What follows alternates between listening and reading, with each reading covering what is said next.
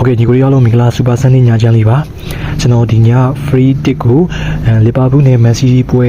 စဉ်ကောင်းလေးကိုကျွန်တော်ရွေးချယ်ထားပါတယ်ဒီကောင်းလေးကိုဗာကြိုက်လဲဆိုတော့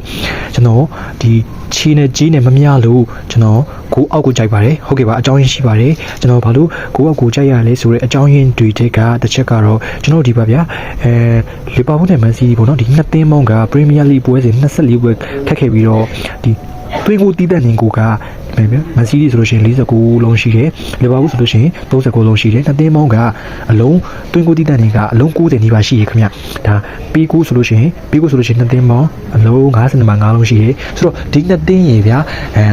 ကြီးနေဗျာခုချီနေတာဖြစ်တင်လားဆိုတော့ကျွန်တော်မြင်ပေါ်နိုင်မယ်ဆိုလို့ရှိရင်တော့ပို့ပြီးတော့ပေးတင်တယ်လို့ကျွန်တော်မြင်မိတယ်လီဗာပူးနှစ်သင်းလုံးကဗျာကိုရဖို့ခိန်းလေးရှိတဲ့အသင်းမဟုတ်ဘူးဒီနှစ်သင်းလုံးကနောက်ပြီးတော့ကန်စစ်ပိုင်းလေလက်ရှိအရင်ဘက်တွေတုန်းကကစားခဲ့တဲ့ချီမျိုးမှာနှစ်သင်းလုံးကအရင်ကြီးကြစ်လက်လားဆိုလေအရင်ကြီးမကြစ်လက်ဘူးဆိုတော့ဒီပေါ်နိုင်မယ်ဆိုလို့ရှိရင်ဒီကျွန်တော်အမြင်ပေါ့နော်ပို့ပြီးတော့ကိုပေါင်းကြီးလေးကိုပေါ့နော်3မိုင်40 50လောက်ကတော့မဖြစ်မနေပြီးတဲ့နေထင်တယ်အခုလက်ရှိက3မိုင်20 25ပတ်ချလေးမှာဖြစ်နေတယ်ဆိုတော့တိုက်တူတဲ့ညီကိုတွေလိုက်ယူနိုင်ပါတယ်ဟုတ်ကဲ့တီမိမိတပွဲကောင်း tip ဒီကို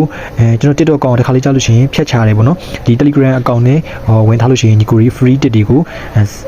မပြောင်းမပြတ်ကြည့်နေတိုင်းကြည့်လို့ရမယ်ပေါ့နော်ကျွန်တော်နေ့စဉ်တင်ပေးမှာဖြစ်ပါတယ်ဒီ TikTok အကောင့်ကသူတို့ဖြတ်ချခြင်းမကြာခဏဖြတ်ချလေးရှိရပေါ့နော်အဲကြောင့်မလို့